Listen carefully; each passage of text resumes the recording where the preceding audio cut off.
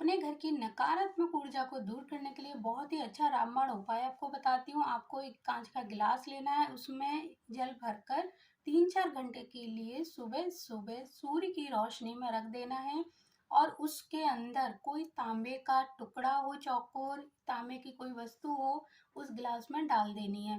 3-4 घंटे बाद उस जल को लाकर अपने पूरे घर में तुलसी के पत्ते हों या कोई फूल हो या फिर पान का पत्ता हो, उसकी सहायता से पूरे घर में छिड़कना है।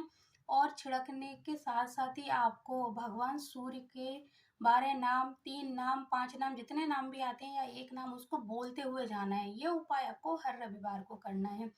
इस तरह करने से आपके घर में पॉजिटिव एनर्जी बनी रहेगी।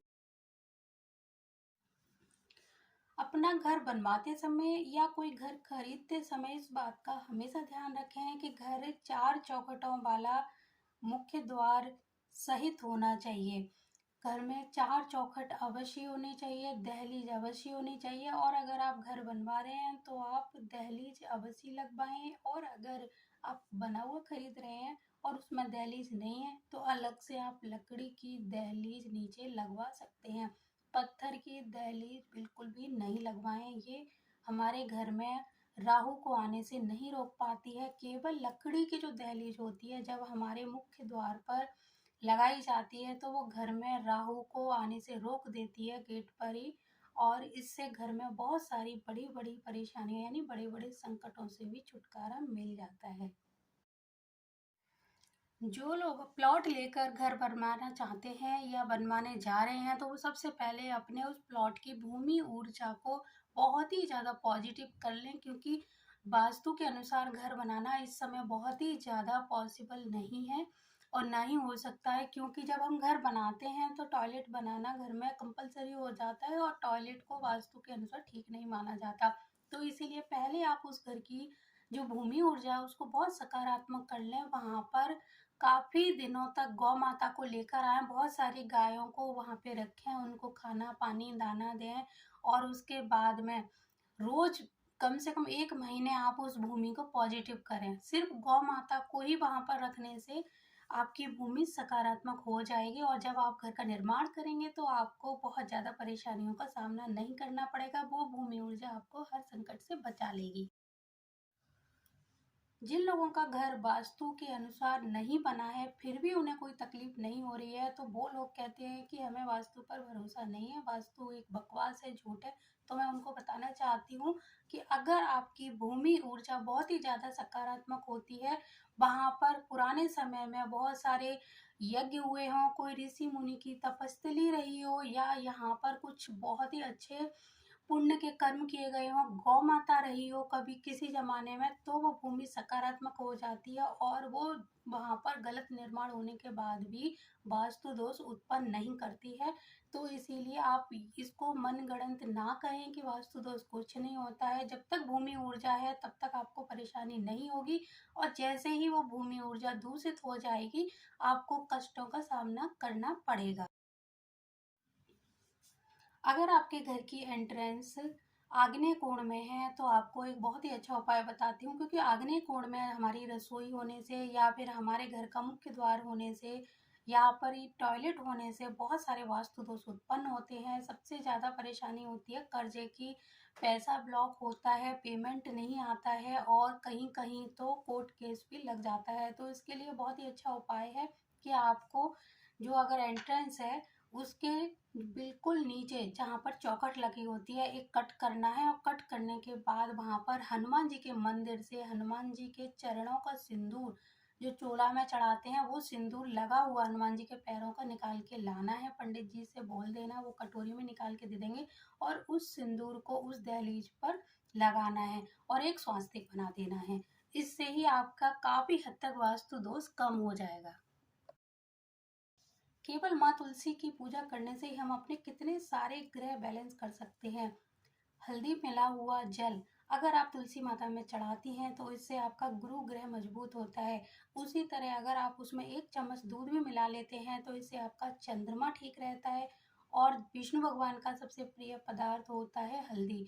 तो जहाँ पर आप हल्दी मिलाकर जल चढ़ाएंगे तो विष्णु भगवान की कृपा भी आपको प्राप्त होगी। साथ ही साथ जहाँ विष्णु भगवान होते हैं वहाँ माँ लक्ष्मी का निवास होता है। तो माँ लक्ष्मी, माँ तुलसी और विष्णु भगवान तीनों का आपको आशीर्वाद तो प्राप्त होगा ही, ठीक इसके साथ ही साथ आपको जो चंद्रमा है आपका खराब, उसको भी ठीक करने के लिए ये उपाय सर्वोत्तम है। तुलसी माता की कृपा, सुख, सौभाग्य और आपको घर में बहुत ज़्यादा सुख समृद्धि प्राप्त होगी इस उपाय को करने से। हर गुरुवार को अगर आप एक चुटकी हल्दी, एक चम्मच कच्चा दूध जल में मिलाकर तुलसी माता को चढ़ाते हैं तो आपको भगवान विष्णु, माँ तुलसी और माँ लक्ष्मी तीनों की कृपा प्राप्त होगी। और इन तीनों के साथ साथ आपका जो बुध ग्रह है और भगवान गणपति की कृपा भी प्राप्त होगी।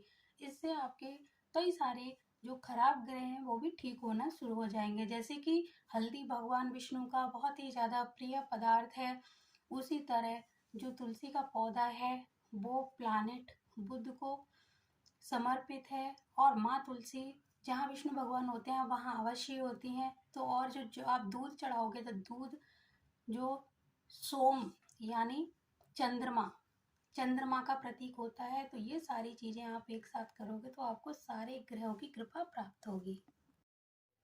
अगर आपके कारोबार में उन्नति नहीं हो रही है तो आप एक उपाय कर सकते हैं। आपको लेना है एक तांबे का लोटा, उस लोटे में डालने हैं कुछ सिक्के,